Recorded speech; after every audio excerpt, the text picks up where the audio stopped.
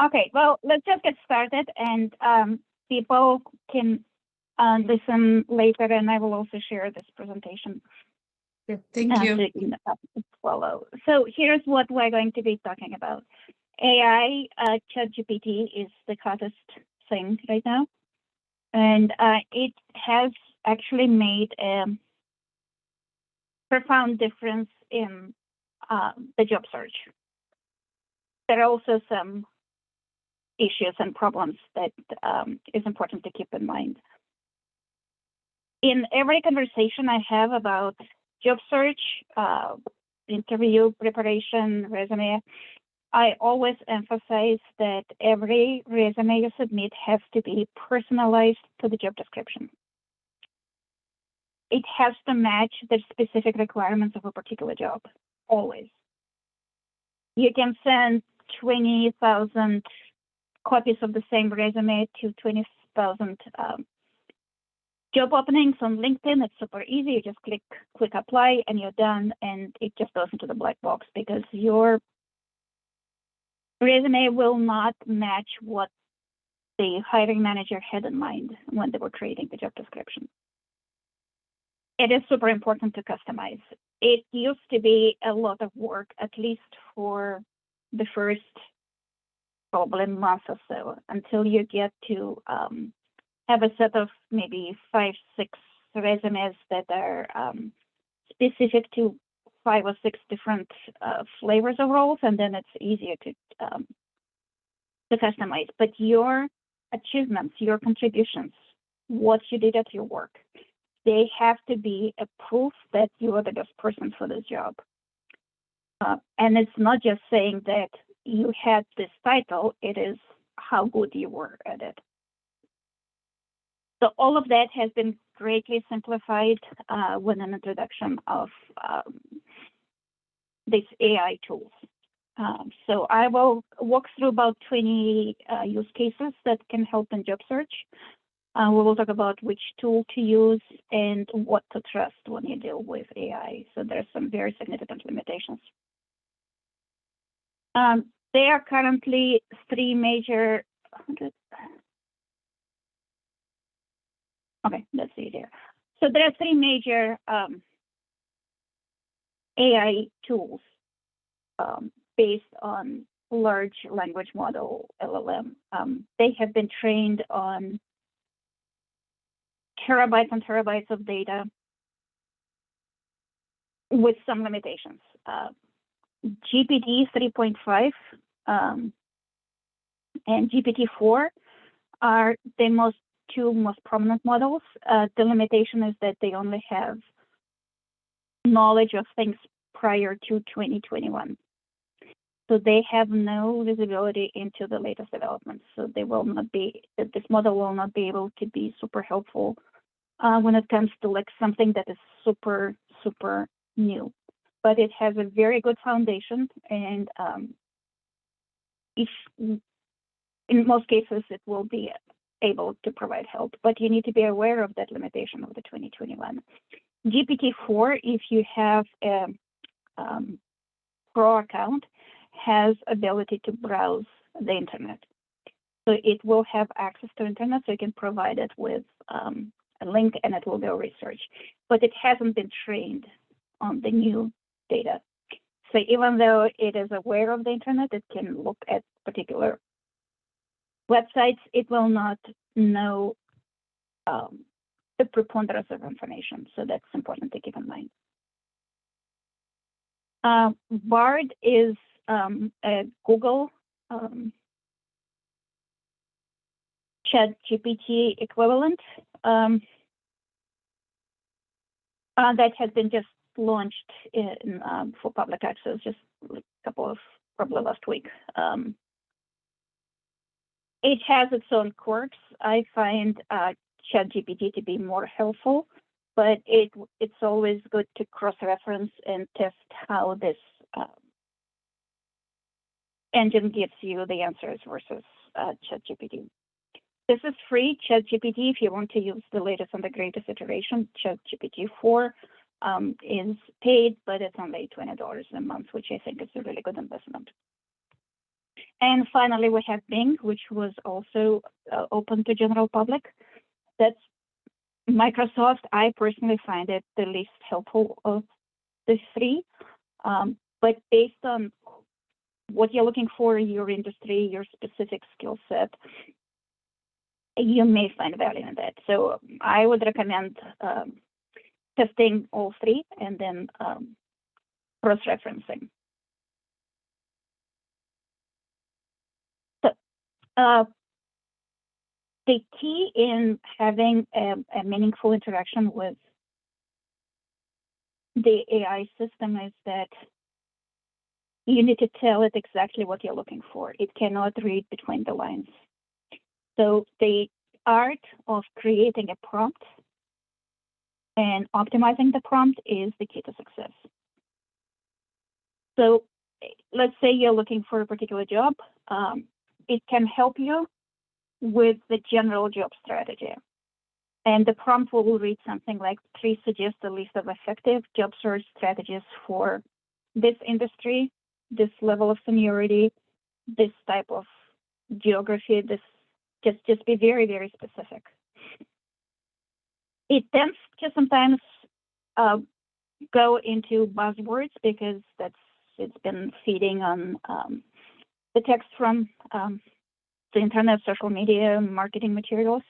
So in most cases, I also add, please avoid industry buzzwords or please avoid buzzwords. It will provide a text with a search strategy. It's absolutely essential that you take it with a grain of salt. Like, does it actually make sense? There are things that people call hallucinations, which is anthropomorphizing the AI, but if it doesn't have an answer, sometimes it comes up with an answer that is wrong or incorrect or just fantastical. So everything you have to look at it through the lens of common sense. Does it make sense? But it would provide a very good outline of the general strategies, and then you can take one of them and ask to elaborate.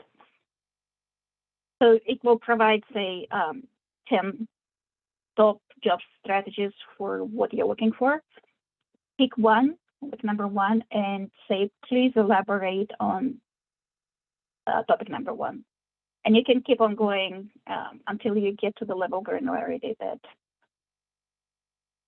that you need. It's also helpful to ask it to create a list and not a narrative because it's more actionable. So job search strategy. So by the way, if you have any questions, please stop me and I will be answering as I go. And Nick, if you can keep an eye on people raising their hands. Resume. That's probably the most labor-intensive part of the job search, and that's where it can be super, super helpful. Please provide feedback and suggestions to customize my resume based on my draft or generic resume and this job description. Please avoid buzzwords. So what you do here is you write this prompt, then you copy paste your resume, and you copy paste the job description. So it has two texts to work on. And it will scan your existing resume, even if it's a very rough draft.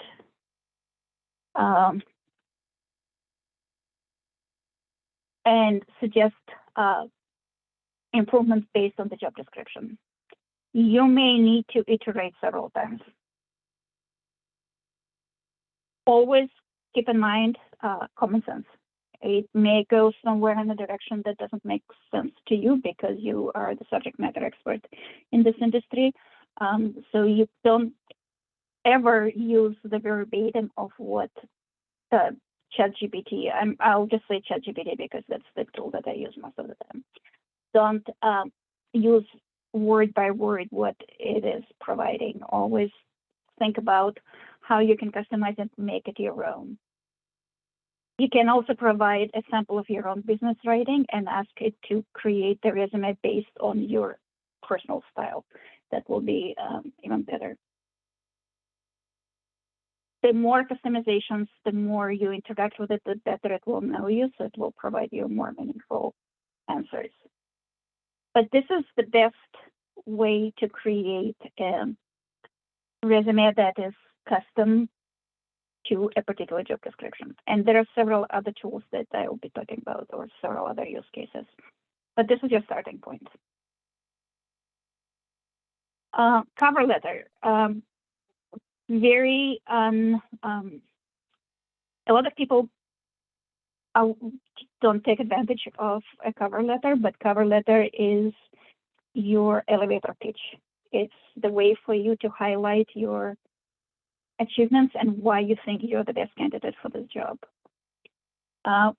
You don't want the recruiter who doesn't know you, who doesn't probably know the job role that well, because they're not the hiring manager, you don't want to depend on them to connect the dots and understand why you are the best person for the job. So cover letter is one of the best,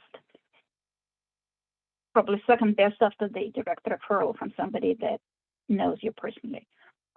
It's the way to highlight and create this sales pitch, which is one of the reasons why I never recommend to do the quick apply through LinkedIn, because with a quick apply through LinkedIn, it just sends over your LinkedIn profile. It doesn't give you a chance to create this personalized sales pitch to the hiring manager. So cover letter is really important. And again, based on the job description, based on my resume, please highlight my top 3 competencies and avoid buzzwords. Again, let's stay away with the buzzwords. If you let it run, it will overdo on the buzzwords. Well, can I ask a quick question? So, do I need to define buzzwords for Chat GPT, or does it already know buzzwords? That's a good question. It probably will know what is a buzzword, but if you have, let's say, it provided you with a text, and you have found 5 or 6, 2, 3 words that you would consider a buzzword, like deep knowledge of this, tremendous effort of that, just stuff like that. So you can say specifically, please avoid the words, or can you please rewrite it, avoiding the words this, and this. It will be specific to your interaction with the system. But that's why I'm saying you never take the first draft and just run with it. It eliminates a lot of grunt work. It eliminates a lot of kind of manual effort, but you still have to work on it. So please highlight my top 3 competencies and avoid buzzwords. And cover letter, again, just so that we're clear, is unique and specific to this particular job description. Interview preparation. Please provide 10 interview scenarios and develop well-crafted responses based on my resume and this job description. Here you can specify, if you know who you are interviewing with, you can create a custom scenario based on your interview team. So please provide an interview scenario. I'm being interviewed by the HR manager. Or please provide the interview scenario. I'm being interviewed by the VP of product development in a Fortune 500 company. So the more specific your prompt is, the better will be the output. It will not know what that particular VP interviewing style is, unless you go to something like Glassdoor, and in some cases, Glassdoor has examples of the interview questions for particular companies. Or better yet, you talk to somebody who has interviewed in that company, or you have an inside person who knows the person in question. So that's the interview prep. So it And there is another prompt later on that will talk about the actual interview interaction. But it will help you to put your thoughts together for particular scenarios based on who is asking the question, because your answer will be different based on who is asking the question. Your answer to the HR manager would be different than your answer to the VP of development. Industry insights. So I have a caution here. Remember that it doesn't know anything past 2021. So it may be missing like the very latest. But unless you are interviewing for a startup that was just created a year ago, there are some fundamentals in the industry that haven't changed. Some latest and greatest macroeconomic conditions have changed. And that's where your own research comes in. But it will give you a solid foundation. Please provide a background on this industry, including the market conditions over the course of the past 10 years, skills and demand. Again, it will be different with a specific ultra fine details of the job skill, like the version of the Python or something like that. But fundamentally, it will give you a good solid foundation to start your prep. So, but the caution, it doesn't have the latest information. But what you can do is see that some industry articles. Like based on this article, and you copy paste something from Fortune magazine or Wired. Based on this article and this job description, can you provide me with industry insights that are relevant to my job search? So it doesn't have the background of everything that was written after 2021, but you can see that something that you have found, and you will be able to find a lot of articles on the specific industry, more than you would ever actually want to read. Which brings me to another point. I haven't added this, but I probably should. You can also ask it to summarize those industry articles. The article may be 10 pages long, and you don't have time or energy to read it, so you can say, please summarize this text, and you copy paste. Please be very specific and identify the 10 most important points in this article. You can also specify who you are as a reader. I am a complete novice in this field. Please summarize this article in the terms that non-expert can understand. Or, I am a deep subject matter expert. Can you provide a very deep level summary of this? And you can always, again, fine tune and go back and ask it to redo. Can you do this in 5 bullet points? Can you provide examples from the article on each of those points? So don't stop until you get exactly what you want, but it still will take less effort than actually reading the whole thing. And it will save you from reading the fluff in between the main points. I use that a lot on just absolutely everything. Company research, again, with a caveat that it's only up until 2021, but provide background on the company and its main competitors, the strengths and the weaknesses of this company versus the competition. This is actually one of the questions that I always recommend people ask when you're being offered an opportunity to ask questions. So the more informed you are of the competitive landscape, the better it is for you. So you can say, I have been doing research and I know that this company is the main competitor. Can you tell me why you are winning in the marketplace against them? Or what is your biggest concern that this competitor can do to catch up with you in the marketplace? Just knowing the names of the competitors, just make sure that they haven't been bought by somebody else, and that's why you need to apply question, cross-reference, always validate.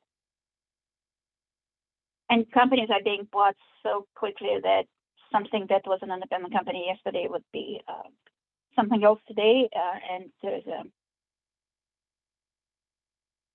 you need to keep very close watch over your target companies while you're in the job search, because things can change overnight. Networking. Please suggest effective networking strategies online and offline for this particular role in this particular industry. Ask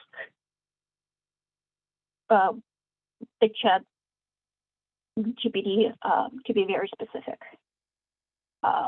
It will say something like attend industry events. Please suggest strategies in identifying the relevant industry events for this industry, this particular role, this geography. What are the best opportunities to engage with people who are subject matter experts? How do I send an email to a subject matter expert asking for their 5 minutes of their attention with their opinion on a specific subject? They can be as specific as you want, and the more specific you are, the better off you are. Otherwise, it will be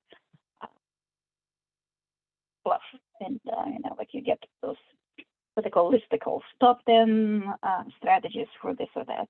Number 8 will surprise you. So just press it, because it has more than it is sharing. You just need to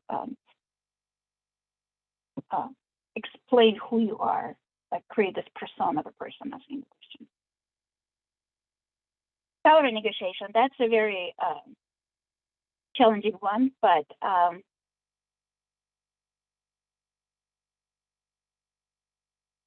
I don't know if you had an opportunity to either attend or listen to my previous talk about executive presence. As a follow-up to that, I suggested several books on negotiation and influence. So what you can do is please provide guidance on salary negotiation based on getting to yes by Uri, I think the name of the author is. Or please suggest guidance on negotiations based on the principles of influence by this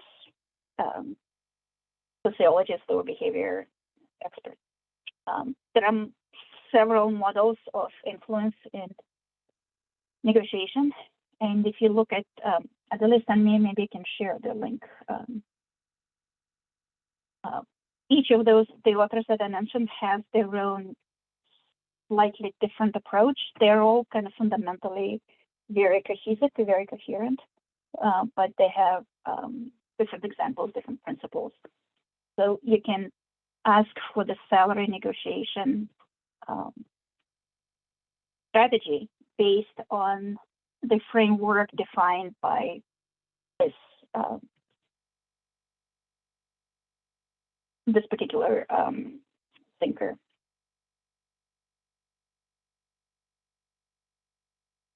Personal branding.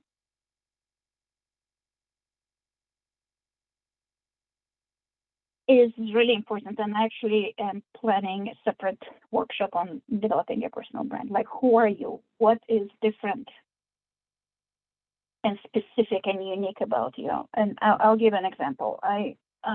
How I came up with this concept many years ago. I was at a conference, a support strategy, and my main kind of industry focus is technical support strategy. So I was at this conference, and I was talking to an old friend from the industry, and I was telling him that I really want to. I'm thinking about starting a consulting company in this field, and so what is it that you do that is unique? Like, what's your strength? What are you selling? Well, I build world-class technical support teams. And I was at the opening reception. He said, you can just throw this cocktail olive in the room, and you will hit somebody who would also say that their top skill is developing world-class support teams, because that's what people do. That will not set you aside. Like, what is it that what is it that is unique to you that you will offer that nobody else does? And that caused me to go into this long kind of soul discovery process, but I have a methodology for that. But the tagline of both my support strategy consulting and my career strategy consulting, it has the same tagline: creating conditions for success. And I can talk about it at length, but that's how I define my brand. That is what is different about me. That's what I'm offering. I'm creating conditions for success, and it's success of you as a job seeker. It's success for you as you develop your career. It's success of this company product as they're launching and creating a support team to support it. And so there are multiple kind of stakeholders for this, but that's after a long kind of inner search, I came up with this, and that stayed with me for the past number of years. You can facilitate it by having this conversation with the ChatGPT. Based on my resume, a list of my top strengths, and another thing that you will find in the links is a link to the book, Discover Your Strengths, which I strongly recommend that everybody goes through this exercise. You will have a list of your top 5 strengths that are really critical in career success and, generally speaking, just in being the best you that you can imagine. So based on my resume and a list of my top strengths, please suggest the strategy to establish a strong personal brand by suggesting the ways to showcase my expertise, unique qualities to potential employers, like based on what you know about me and the my achievements. And if you have any additional information you can feed it, that's even better. How should I go about branding myself? Or perhaps you can suggest an example of somebody who is really good at it. And it doesn't have to be a person in your specific area, and be somebody else from some adjacent area, but somebody who really excels at something, and just learn from their steps and their skills. Skill development. This is pretty self-evident. Based on my resume and this job description, again, we're always talking about specific job description. What can I do to enhance my skills in this area? And again, press for specific suggestions. It will not know the specific details of which Coursera class you would want to take. So that's on you. But it will give you general areas to develop that would be relevant based on the list of qualifications in the job description. By the way, the job description list of qualifications is never a must-have written on stone list that you absolutely have to have everything. It's at best 80%, but most employers would take 60% of what they're asking for. But it's important to understand which 60% do you have, which of the qualifications are core to this job. Of everything else listed, you may have 60% of irrelevant things and miss some really critical key areas, which is why this conversation about identifying key competencies is very important. So, skill development. Mock interviews. So we already talked about how to ask it for the interview scenarios, but these are scenarios. Here is where you can go and have an actual mock interview. Please conduct a 20-question mock interview based on my resume, this job description, provide detailed feedback on my performance, not your performance, so I can practice and refine my answers. There are actually several AI and not AI-based free tools that have this mock interview principle. One of them is by Google, but there are a couple of others that I can include. But fundamentally, they are all based on the same language model. So it's just more or less a UI. So just using just straightforward ChatGPT would be just good enough.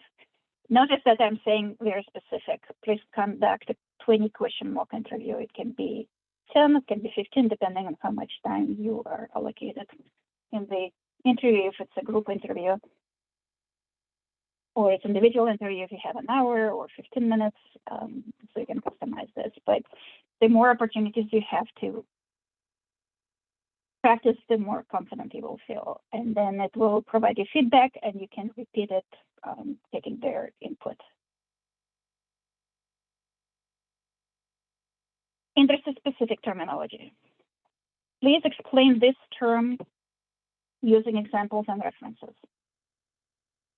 And variations, please explain as if I'm a complete novice. So if you're exploring something and you come across a term that you have never heard before and you have no idea what it is, start by asking it to explain to you from the novice perspective. And then you can go deeper and deeper and get, please explain as if I'm an expert, because you may be asked to define a term during the interview.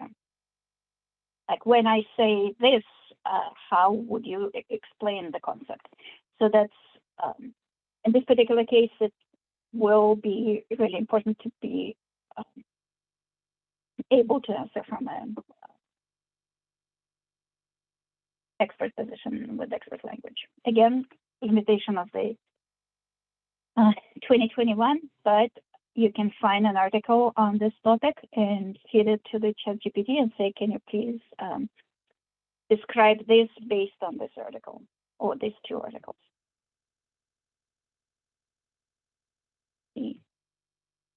Pivot, that's a point that is often discussed in the online discussions I open.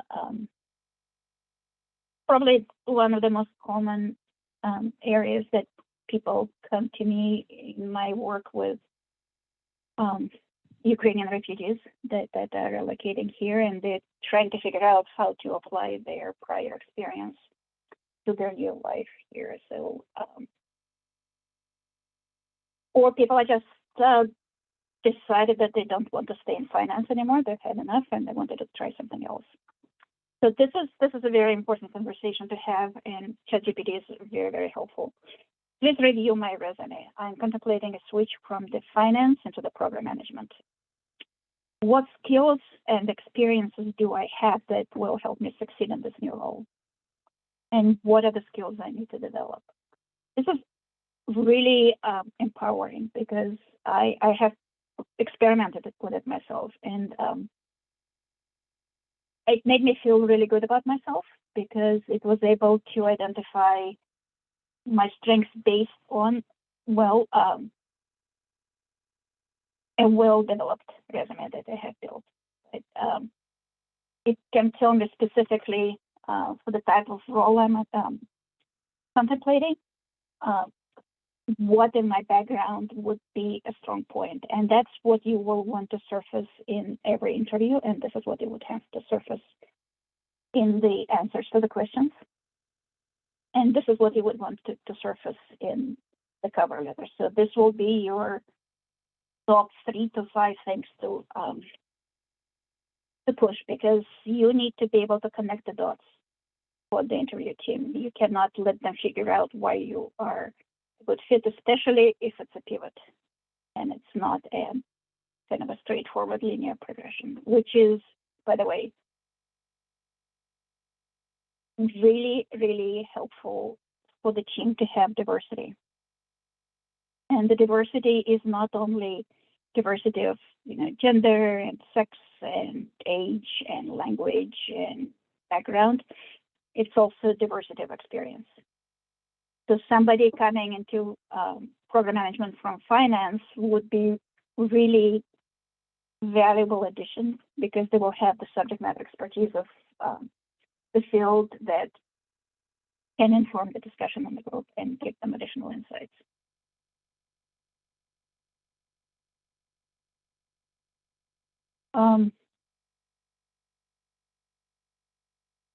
That's kind of a generic one. It can just you can ask it to provide a guidance on optimizing my application formatting, but it's kind of really a summary of what we already have about, so that's probably just important. Personalized career advice, it's a little bit towards related to the pivot, but it's also like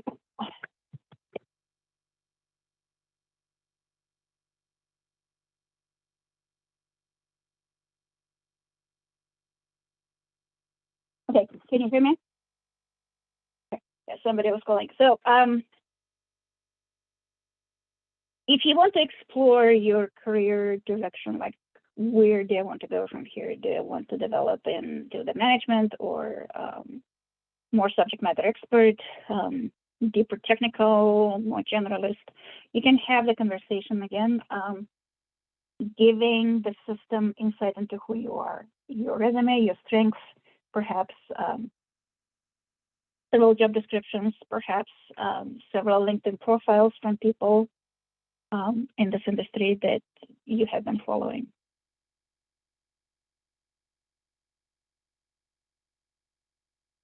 Online presence. So I mentioned the branding, but this is more specific. This is once you know your brand, you have identified it, how do you go about building it so that you're findable, you're discoverable? That includes your LinkedIn profile, optimizing your LinkedIn profile based on your strengths and the type of roles you're looking for.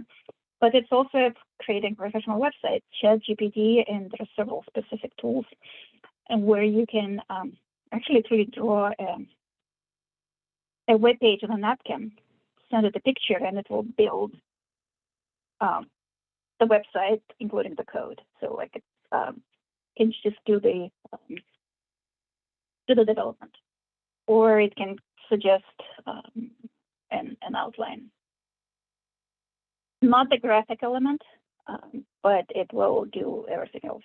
You can use any of the existing graphic AI programs that are available. Actually, Bing now has can generate images, text to image, and Adobe just released a free one called Firefly. So that's such two options. If you don't want to get deep into the realm of Midjourney, because it can get it's a rabbit hole. But it's really good at creating like really cute kitten pictures. Okay, so behavior and situational questions. When you ask this question, when you present this prompt again, customize it by who you will be talking to, because the HR business partner, HR manager will be asking specific, very generic, non-specific, very generic behavior questions. Please suggest, please tell of a situation where you had a difficult customer conversation, or please examine situation where you had to face an interpersonal conflict with somebody else. So it would be very generic. People in a specific role will be asking scenarios that are more lifelike in the day-to-day work. So please suggest insightful answers to behavior interview conducted by the hiring manager, who is a person with 20 years of experience, this level, working in this type of company. So it gives the system a little bit of an insight of who is the person. This is really helpful, and you need to practice it, but also again, repeating that is common sense. And finally, there is an emotional support. It will not be a therapist, but it can actually provide good and insightful suggestions on how to deal with imposter syndrome. Or I just mentioned that when I asked it to tell me why what in my background will be a key to success in this role, that is emotional support. So you can say, I feel uncertain about this, how well I would fit into this role. Can you provide some suggestions, or can you help me deal with that? Okay, that's not what I wanted to say. Not registered, rejected. Reasons why application could be rejected.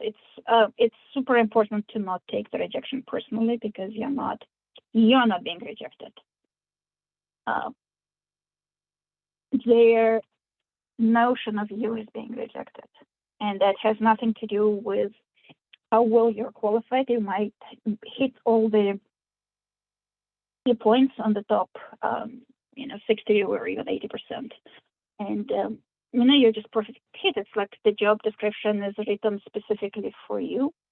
It's almost like your only job requirement is to be Lala, because it's just like custom made for you, and yet you don't get the job. But it's not because you don't have what it takes. It's because in that moment, the combination of skills that they have on the team requires something else, and it's not articulated. It's not something that they can put their finger on when they are putting together a job description. But it may have something to do with the balance of backgrounds on the team. It may be something that they were looking with somebody with a little bit more international experience, or a whole variety of things. But having this conversation with the system before you go into the interview would help and inoculate you against rejection, because rejection can be devastating, as we all probably have experienced, but it doesn't have to be, because it's not about you, that you're not being rejected. And how to deal with rejection. How not to get suggest 5 or 10 methods of dealing with rejection in the job search, or what do I do to maintain my emotional balance when I'm in the job search mode. It's just and I think it's one of the last ones. It's always great to have an elevator pitch. Based on my resume and the job description suggests top 5 reasons why I am the best candidate for this job, And please put this in the order of importance. So if you're asking somebody to refer you for a role, it's not enough for them to just drop your resume into their internal referral system. You may be asked, like, why are you referring this person? Why do you think it would be a good candidate? Or even if the question is not asked, it's always better to send a note for the person who is referring, to send a note to the hiring manager saying, I wanted to recommend this person. I just dropped their resume into the tracking system. I think they would be a perfect fit because of these 3 reasons or these 5 reasons, but you need to provide these 5 reasons to the person who's referring you. It's also something that will be exposed in the cover letter. And it's also something that should be on the tip of your tongue for any conversation. You can be at a conference or in a gym, or you can be talking to somebody, just completely random circumstance where you can mention that you're in a job search, and you can also specify why you think you are the best candidate for this particular type of role. What in your background makes you a highly valuable addition to the team. And in this case, it may be more generic, not based specifically on a job description. But you may be reaching out to someone on LinkedIn that you haven't talked to in the past 10 years. We used to work together, and now the person is at the company that has an opening that you're interested in. And it's been actually, you can ask ChatGPT to create this reconnect request. Like, it's been a while since we talked. I have been following your career here on LinkedIn, and couple of other nice words. I'm very interested in the job opening that you have in your company. I wonder if you can refer me or introduce me to the hiring manager. And here is the, the 3 reasons why I think I would be here's what I bring to the table.